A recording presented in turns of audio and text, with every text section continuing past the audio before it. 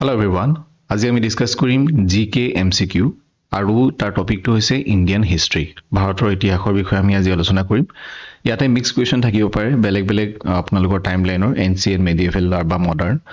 এতিয়া আমি এটো মেইনলি টাৰ্গেট কৰিছো যে আমি আসাম পুলিচ এসআই যেটো এক্সাম ওলাব মই আকৌ কৈছো যেটো ওলাব এতিয়ালৈকে ওলোৱা নাই আকৌ যাতে নকয় আপোনালোকে যে কোড ওলাইছে কোড নাই ওলোৱা হেতুৰ কাৰণে আমি আজি পঢ়িবলৈ ডিসকাস কৰিম আজিৰ পৰা আমি ষ্টাৰ্ট কৰিম বেলেগ বেলেগ টপিক আমি ডিসকাস কৰিম ইয়াৰ লগতে মই কৈ থওঁ যে কেনেকৈ আপোনালোকে আসাম পুলিচ এসআইটো প্ৰিপেয়াৰ কৰিব তাৰ বিষয়টো মই অলৰেডি আপোনালোকক কৈ আছো সময় আৰু আমি আগলৈও ডিসকাস কৰি যাম ইয়াৰ যেটো পিডিএফ হেতু আপোনালোকে আমাৰ যি টেলিগ্ৰাম চেনেল আছে তাৰ পৰা আপোনালোকে ডাউনলোড কৰি ল'ব পাৰিব ফাৰ্স্ট কোৱেশ্চনটো হৈছে যে who among the following আমাৰ দুটাতে আছে আসামিজতো আছে ইংলিশতো আছে তো নেক্সট যেটো স্লাইড আছে তাত হেতু অসমীয়াত মই দিছো তো এই ফাৰ্স্ট কোৱেশ্চনটো আমাক কৈছে যে who among the following from the first cabinet of independent India was responsible for mass religious conversion তো ইয়াত কৈছে যে যি ৰিলিজিয়াছ কনভাৰ্জন যে ধৰ্মৰ পৰিৱৰ্তনৰ লগত তলৰ কোনজন জড়িত হৈ আছে কেবিনেটৰ independent India হেতু আমাক কৈছে যে ডক্টৰ এসপি মুখাৰ্জী ডক্টৰ জন মাথাই নে সৰ্দাৰ বলদেৱ সিং নে ডক্টৰ বি আৰ আম্বেদকাৰ আনসাৰটো হৈছে option number 4 B R Ambedkar তো আমি এবাৰ চাই লওঁ এক্সপ্লেনেশনটো যে ডক্টৰ বি আৰ আম্বেদকাৰ তেখেত এজন লিডাৰ আছিল আমি গম পাওঁ বি আৰ আম্বেদকাৰ কথা হয়নে আৰু তেখেত ল মিনিষ্টাৰ আছিল আৰু এজ এ ল মানে কেবিনেটৰ ল মিনিষ্টাৰ তেওঁ আছিল হয়নে আৰু তেখেতৰ যেটো মাস ৰিলিজিয়ন কনভাৰ্জন হৈছিল 1956 ত আৰু তেওঁৰ লগতে তেওঁৰ যি ফলোৱাৰ্স আছিল সেই সকল মানুহ কি হৈছিল বুদ্ধিজিমলৈ তেওঁলোকে নিজৰ ধৰ্মটো পৰিৱৰ্তন কৰিছিল although the mass conversion happen after the resign from the cabinet তাৰ মানে এই যেটো ঘটনা হৈছিল মাস ৰিলিজিয়াছ কনভাৰ্জন তাৰ ধৰ্ম পৰিৱৰ্তন এটো কেবিনেটৰ পৰা ৰেজিগনেশ্যন দিয়াৰ পিছত ৰিজাইন কৰাৰ পিছত এটো সংঘটিত হৈছিল he is historically associated with mass religious conversion The answer হৈছে option number 4 doctor B R Ambedkar এখিনি কথা ইয়াত অসমীয়া লিখা আছে যে আমাৰ সাধাৰণ ভাৰতৰ অসমৰ মন্ত্ৰী সভাৰ প্ৰাতলৰ কোনজন ধৰ্মীয় সাৰ্বজনীন ৰূপান্তৰ বাবে দায়ী আছিল হেতু কথা ইয়াত আছে এটো হৈছে অপচন নম্বৰ 4 তো যিসকল আসামিজ মিডিয়ামৰ ইয়াত আপোনালোকে চাই আছে আপোনালোকে কি কৰিব সো মই কথাখিনিটো অসমীয়াত কৈ আছো মই যেটো মই বুজাবলৈ চেষ্টা কৰিছো এটো মই অসমীয়াত কৈ আছো আপোনালোকে যিসকলক মানে টাৰ্মবিলাক অসমীয়াত জানিবলৈ ইচ্ছা আছে তেওঁলোকে পিডিএফ টো ইয়াত জাস্ট অসমীয়া যিখিনি লিখা আছে সেইখিনি পঢ়ি ললে আপোনালোকে ধুনীয়াকৈ বুজি পাই যাব কিন্তু জাস্ট এতিয়া মনোযোগে আপোনালোকে মই যি কৈ আছো সেই বস্তুটো এবাৰ চাই লওক ইয়াত কৈছে যে Bandung conference was a major milestone in the history of যে মেইনলি এবাৰ খুদিছে যে বান্দাং কনফাৰেন্সটো কাৰ লগত জড়িত হয়নে আমি যদি চাও the non aligned movement option number 1 Indo Chinese relationship US Vietnam war আৰু ক্ৰিয়েচন অফ এছিয়ান এটো এছিয়ানৰ কথা আপোনালোকে হয়তো গম পায় তো ইয়াৰ আনসাৰটো যে অপচন নম্বৰ 1 দা নন এলাইন মুভমেন্ট তো মেইনলি যিখন বান্দাং কনফাৰেন্স এখন হৈছিল যে এপ্ৰিলৰ 1955 ত ইন্দোনেছিয়াত হৈছিল বান্দাং বুলি ডখৰ জায়গা তো মেইনলি এই যিখন বান্দাং কনফাৰেন্স তাৰ মেইটো এইম যেটো আছিল তা সেইখন কনফাৰেন্স হে মিটিংখন কৰাৰ যেটো লক্ষ্য আছিল হেতু হৈছে কি যে যিমানখিনি নেশনস আছে যিমানখিনি আমাৰ মানে দেশ আছে তেওঁলোকৰ মাজত যাতে কোনো ধৰণৰ ৰেসিজম নাথাকে তাত কলোনাইজেশন যাতে নহয় অপোজ কৰিবলৈ আৰু যাতে তেওঁলোকে ইকোনমিক আৰু যি কালচাৰেল কোঅপাৰেচন আছে গোটেইখিনি দেশৰ মাজত হেখিনি যাতে আৰু প্ৰমোশন কৰিব পাৰে সো এই বছৰটো 1955 জাস্ট আমাৰ ওয়াৰ্ল্ড ওয়াৰ হৈ গৈছে first world war second world war তাৰ পিছত আমাৰ ভাৰতৰ স্বাধীন হৈছে তো তেনে ক্ষেত্ৰত যেতিয়া সব বস্তুবোৰ সেটেল কৰিবলৈ কিছুমান আমি নিজকে প্ৰতিজ্ঞা কৰিবলগীয়া হয় বা দেশ হিচাপেও বা আমি ইন্ডিভিজুৱেলি হলো আমি কিছুমান আমি এনেকুৱা ধৰণৰ কাৰ্য হাতত ল'বলগীয়া হয় তো এই সভাখনৰ জৰিয়তে তেওঁলোকে এই যেটো এইম আছিল বান্দাং কনফাৰেন্সৰ এটো লক্ষ্য আছিল কিন্তু আমি যদি চাও নন এলাইন মুভমেন্ট হেতু আছিল কি 1961 ত স্থাপন কৰা হৈছিল বা এলাইন মুভমেন্ট চলোৱা হৈছিল এটো মানে হৈছে যে আমি কোনো ধৰণৰ কোৱা হৈছিল যে যিখিনি মানে দেশ আছে তেওঁলোকক মানে এনকাৰেজ কৰা হৈছিল তেওঁলোকক কোৱা হৈছিল যে যিবিলাক তেওঁলোকে যাতে ইউনাইটেড ষ্টেটস ইউএছ বা যিবিলাক আমাৰ সোভিয়েট আমাৰ ইষ্টাৰ্ণ ব্লক আছিল কোল্ড ওয়াৰৰ টাইমত তেওঁলোকে যাতে তাত নিজকে যোগদান নকৰে নন এলাইনড হৈ থাকে হেতু কথা ইয়াত কোৱা হৈছিল হেতু কাৰণে মেইন লক্ষ্যটো আছিল তো মেইনলি আমি যদি চাও সিম্পল কোৱেশ্চনটো এটো হৈছে বান্দাং কনফাৰেন্স কাৰ লগত জড়িত হেতু হৈছে the non alignment movement option number 1 তো এখিনি কথা অসমে লিখা আছে নেক্সট ইয়াত কৈছে where the mortal remains of Saint Francis Xavier housed তো Saint Francis Xavier বুলি এজন ব্যক্তি আছিল আৰু তেওঁৰ যেটো দেহ আছিল মৃত্যু হোৱাৰ পিছত তেওঁৰ দেহটো বেসিক্যালি সংৰক্ষণ কৰি থোৱা হৈছে কোড হেতু আমাক খুদিছে তো ইয়াৰ আনসাৰটো হৈছে option number 4 Saint Xavier Church obviously এটো নামটোতে লিখাই আছে Saint Xavier Church কোড আছে মুম্বাই তো মেইনলি ইয়াত the mortal remains of Saint Francis Xavier a famous তেওঁ কি আছিল খ্ৰীষ্টিয়ান মিশনাৰী আছিল আৰু হেতু যেটো আমাৰ ওল্ড গোৱা আছিল ওল্ড গোৱা বুলি কোৱা হয় বা ভেলহা গোৱা তো তাত এইটো ৰখা হৈছিলে the church is one of the oldest in India and UNESCO world heritage site Saint Francis Xavier's body তো সেইখিনি কথা ইয়াত মেইনলি এই জাষ্ট কুৱেশ্যনটো সেন্ট ফ্ৰেন্সিছ জেভিয়াৰ লগত জড়িত নেক্সট কুৱেশ্যন নম্বৰ 4 এইখিনি অসমীয়া লিখা আছে ইয়াত 4ত আমাক কৈছে who amidst the following great music composers was the ruler of a state তো ত্যাগৰাজা শ্যামা শাস্ত্ৰী বা মুথুস্বামী দীক্ষিতৰ বা স্বামী থিৰুনাল এইকেইজনৰ ভিতৰত মিউজিক কম্প'জাৰ কোন হয় আমাক সেইটো আমাক সুধিছে আৰু তেখেত এজন ষ্টেট এখনৰ ৰুলাৰো আছিলে সেইটো আমাক কৈছে আনসাৰটো হৈছে অপশ্যন নম্বৰ 4 স্বাতী থিৰুনাল বেসিক্যালি তেখেত মিউজিক কম্প'জাৰটো হৈ তাৰ লগতে যি আমাৰ প্ৰিন্সলি ষ্টেট আছিলে হয়নে আপোনালোকে হিষ্ট্ৰীত পঢ়িছে ট্ৰেভেনকোৰ তাৰ তেওঁ কি আছিলে যি বৰ্তমানৰ যি কেৰেলা তাৰ তেওঁ কি আছিলে ৰুলাৰ আছিলে He was a patron of art and culture. তেখেতে বহুত ভাল পাইছিলে hundreds of Carnatic and Hindustani classical music. তো বেসিক্যালি তেওঁ মিউজিকৰ লগত জড়িত মানুহ আছিল ইন কন্ট্ৰাষ্ট ত্যাগৰাজা বাকি যিকিটা অপচন আছে ত্যাগৰাজা বা শ্যামা শাস্ত্ৰী বা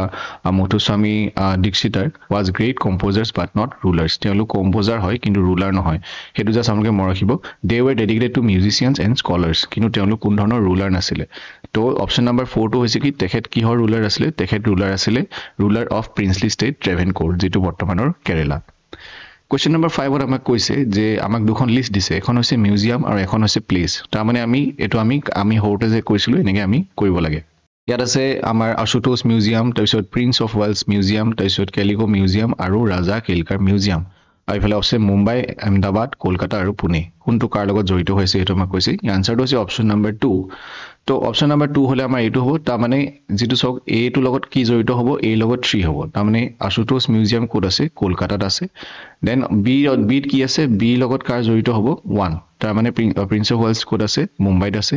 তাৰপিছত সি লগত কি জড়িত আছে 2 সি হৈছে জি কেলিকো মিউজিয়াম হেতু আছে আহমেদাবাদ আৰু লাষ্ট 4 মানে ডি টু হৈছে 4 তো ইয়াত হেতু লিখা আছে আশুতোষ মিউজিয়াম কোড আছে Kolkata then prince of Wales museum now call Chhatrapati শিৱাজী মহাৰাজ বাস্তু সংগ্ৰহালয় বৰ্তমান এটো নাম কিন্তু এটো আগতে আছিল তো এটো কোড আছে মুম্বাইত আছে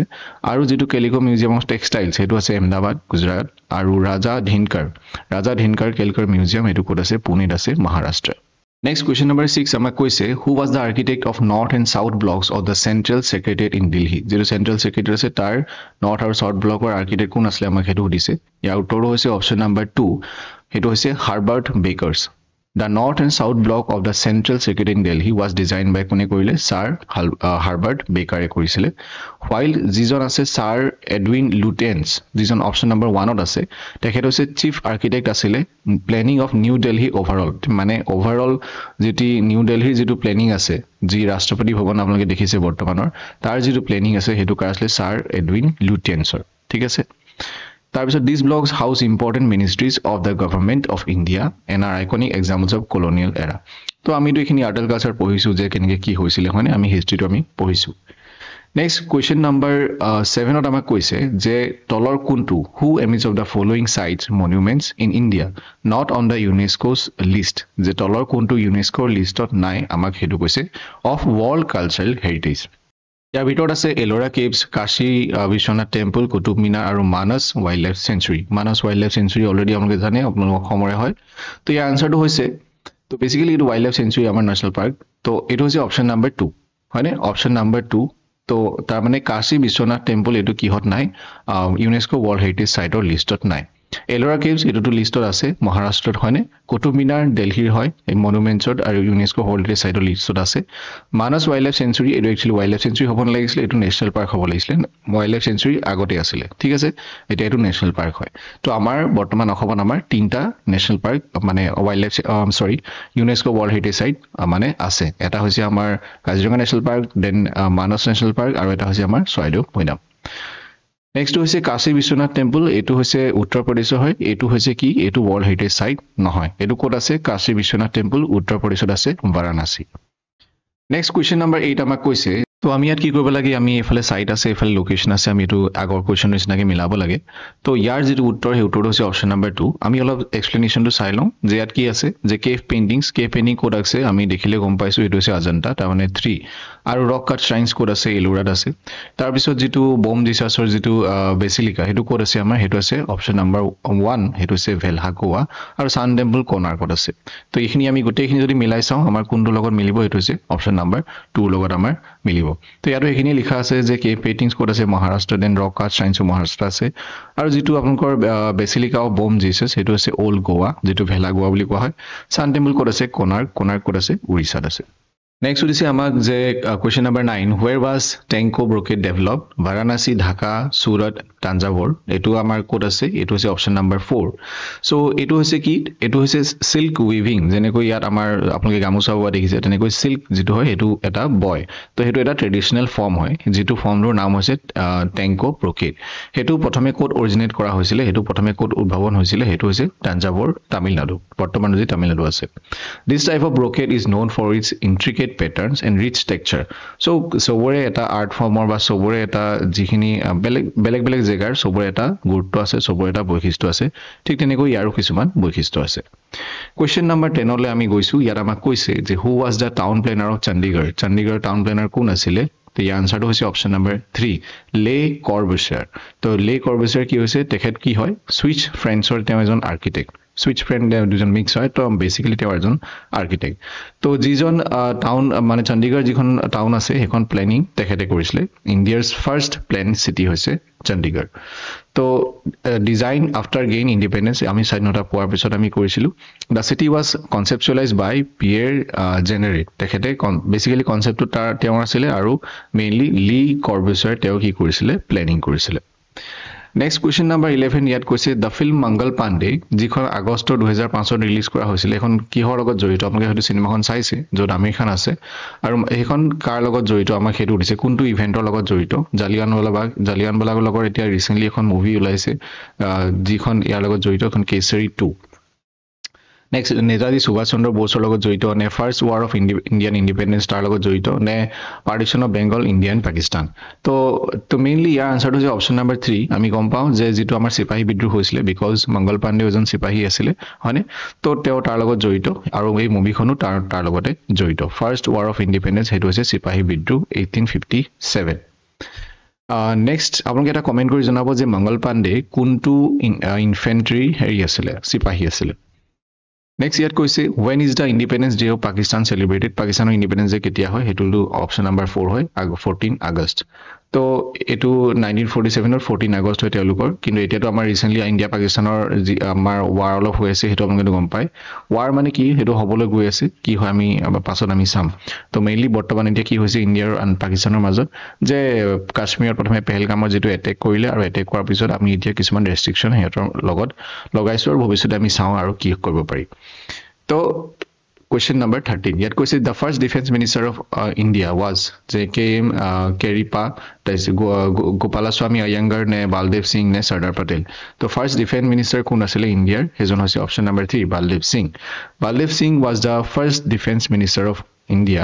amar স্বাধীনতা পোৱাৰ পাছত তেওঁ 1947 পৰা 1952 লৈকে ডিফেন্স মিনিষ্টাৰ হিচাপে তেওঁ নিজৰ কৰ্মৰত আছিল যিজন কেএম কাৰিয়াপ্পা তেখেত ফাৰ্স্ট কমান্ডাৰ ইন চিফ আছিল ইণ্ডিয়ান আৰ্মি আৰু গোপালাস্বামী আয়াঙ্গাৰ তেখেত আছিল প্ৰমিনেন্ট ইণ্ডিয়ান পলিটিচিয়ান কিন্তু ডিফেন্স মিনিষ্টাৰ তেখেত নাছিল সৰ্দাৰ পটেল কি আছিল ডেপুটি প্ৰাইম মিনিষ্টাৰ আছিল আৰু হোম মিনিষ্টাৰ আছিল বল্লভভাই পটেলৰ কথা ইয়াত কোৱা হৈছিল হয়নে Next question number 14 ইয়াত আমাক কৈছে the first woman to become a chief minister of any state in India প্ৰথমজন মহিলা যিজনে সিএম হৈছিল কোনোবা এখন আমাৰ ভাৰতৰ কোনোবা এখন ষ্টেটৰ কি হৈছিল সিএম হৈছিল প্ৰথম সিএম মহিলা সিএম তেখেত হৈছে অপশন নাম্বাৰ সি আৰু তেখেত হৈছে সুচিতা কৃপালানী হেতু আপোনালোকে গম পায় যিগৰাকী নন্দিনী সতপাথী তেখেত প্ৰথম অপশন নাম্বাৰ 1 ৰ কথা কৈছো তেখেত হৈছে চিফ মিনিষ্টাৰ অফ ওড়িশা কিন্তু তেখেত মানে হেৰি নহয় প্ৰথম নহয় ডক্টৰ জে জয়া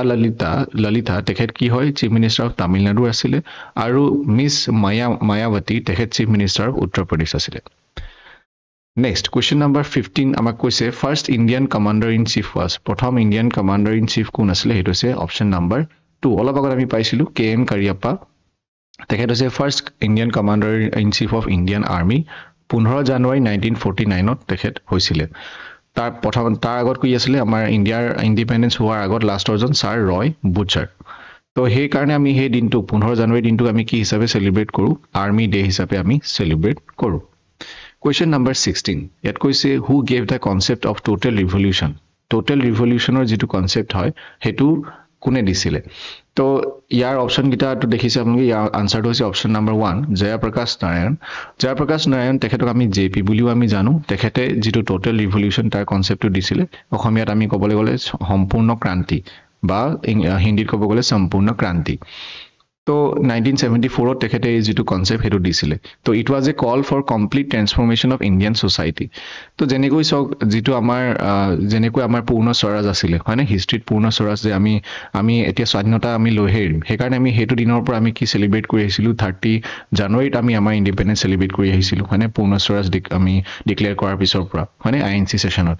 তো ঠিক তেনেকৈ এটো হৈছে পূৰ্ণ আপোনালোকে ধৰি লওক সম্পূৰ্ণ ক্ৰান্তি যে ৰিভলিউশন তেওঁলোকে আনিব কিন্তু কিহৰ ক্ষেত্ৰত আনিব Indian society including political and social economic educational cultural reforms এবিলাক ৰিফৰ্মস তেওঁলোকে কৰিব বুলি তেওঁলোকে কৈছিল মানে ইয়াৰ যেটো টোটাল ৰিভলিউশনৰ যেটো লক্ষ্য হেতু বেসিক্যালি এটো আছিল Question number 17 আমাক কৈছে how many spokes are there in dharma chakra of the national flag আমাৰ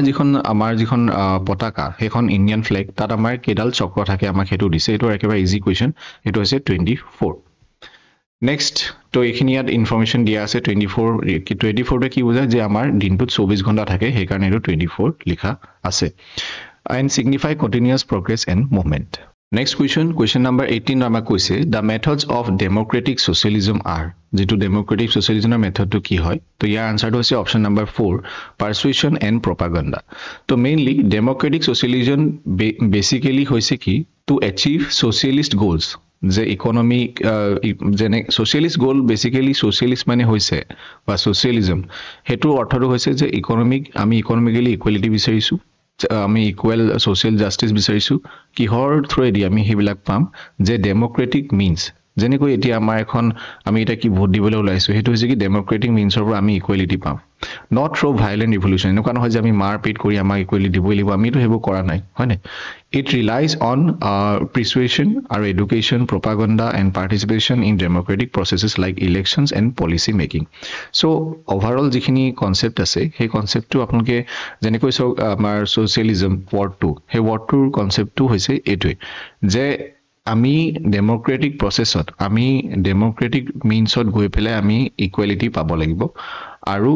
ইকুয়ালিটি কোনখিনি ক্ষেত্ৰত সোশ্যাল জাস্টিস হৈ গল আমাৰ এডুকেশনৰ ক্ষেত্ৰত হৈ গল বা আমাৰ যিকোনো ক্ষেত্ৰত সোশ্যাল জাস্টিসৰ ক্ষেত্ৰত হৈ গল মানে যেনেকৈ আপোনাক ইলেকশনৰ এক্সাম্পলটো আপোনাক দিছো আই হোপ আপোনালোকে বুজি পাইছে আৰু এইখিনি বুজি পাবলৈ হলে আপোনালোকে এবাৰ জাস্ট ইকোনমিক্সৰ যিখিনি বেসিক টাৰ্ম সেইখিনি আপোনালোকে গম পাব লাগিব তাতো এইবিলাক ওয়ার্ড আছে হয়নে ক্যাপিটালিস্ট সোশ্যালিস্ট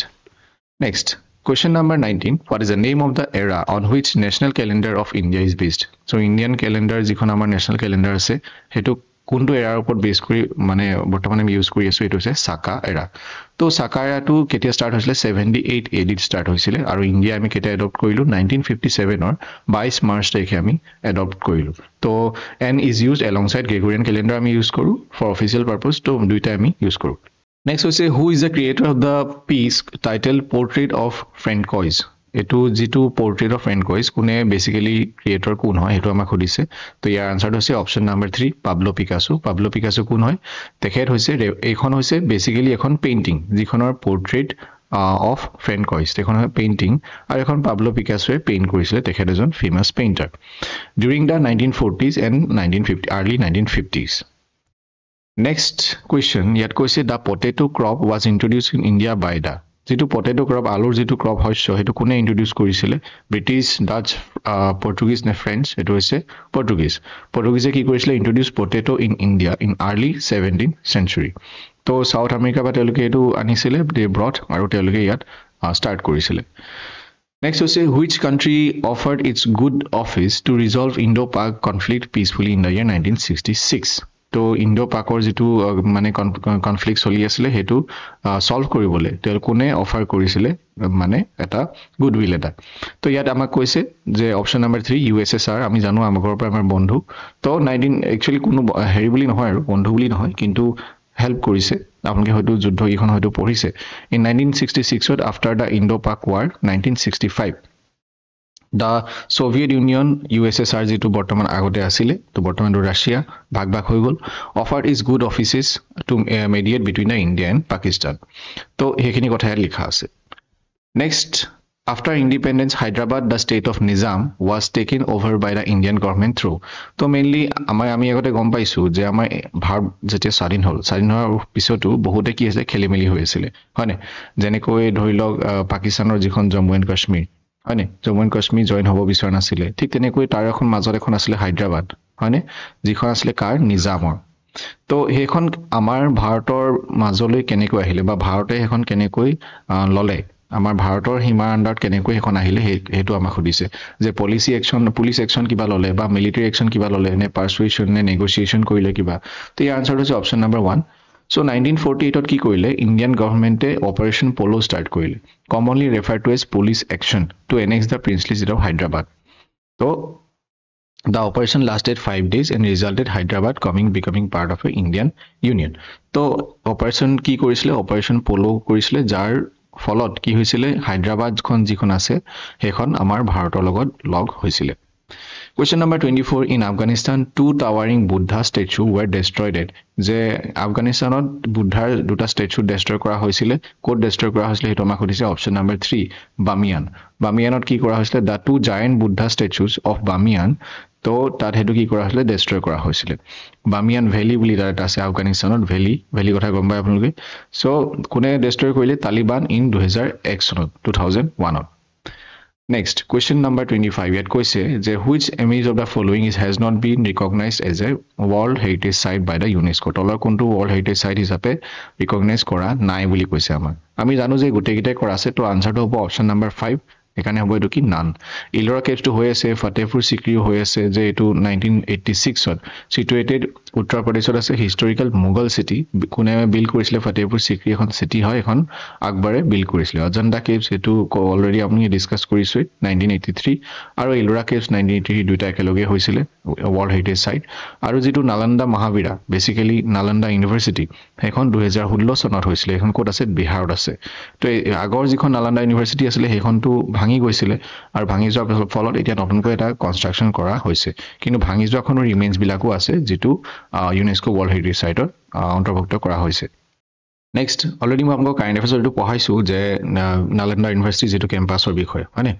ইয়াত কৈছে identify the UNESCO approve world heritage site from the following কোনটো তলৰ কোনটো ইউনেস্কো ওয়াৰ্ল্ড হেৰিটেজ সাইটত কি কৰা হৈছে মানে এপ্ৰুভ কৰা হৈছে হেতু আছে option number 3 Khajuraho group of temples তো খুজৰাহু গ্ৰুপ অফ টেম্পলছ কোড আছে মধ্য প্ৰদেশত আছে এটো কোৱেশ্চনটো বাৰে বাৰে আহে ইউনেস্কো ওয়াৰ্ল্ড হেৰিটেজ সাইট কিহৰ কাৰণে জানো আমি যেটো নাগাৰা ষ্টাইল থাকে বেলেগ ষ্টাইল থাকে হয়নে আৰ্কিটেকচাৰ বা মানে ধৰি লওক ষ্টাইল মানে কি যে কোনোবাই এটা টাইপত মানে আৰ্কিটেকচাৰ বিলাক বিল্ড কৰিছিল আৰু বেলেগ কোনোবাই বেলেগত কৰিলে তো তাৰ এটা নাম ধৰি লওক নাগাৰা ষ্টাইল আৰু বেলেগ নাম আছে যেনেকৈ দ্ৰাভিডা ষ্টাইল হৈ গল হয়নে তো হেবিলাক যেটো খুজৰাহু গ্ৰুপ অফ মনুমেন্টছ যেটো মধ্য প্ৰদেশত আছে হেতু নাগাৰা ষ্টাইল তাৰ ষ্টাইলটো অলপ বেলেগ মানে আপুনি নাগাৰা ষ্টাইল যিমানখিনি আৰ্কিটেকচাৰ আছে হেখিনি যদি ফটো গোটেইখিনি যদি একেলগে দেখে তো দেখিব যে তাৰ যিখিনি সিমিলাৰিটি আছে মানে ষ্টাইল বিলাক সেম হয় এন ইন্ট্ৰিকেট এৰোটিক স্কাল্পচাৰ্ছ তো এটো কেতিয়া কৰা হৈছিল 1986 ত ওয়াৰ্ল্ড হেৰিটেজ সাইটত ইনক্লুড কৰা হৈছিল Khajuraho group of temples Question number 27 to মই দিলু অলপ এটো খেলিমেলি আসলে হেগানে question number 28 আহিলে এট কৈছে যে which of the following gods are worshipped in the sanctum of Badrinath and Kedarnath temples respectively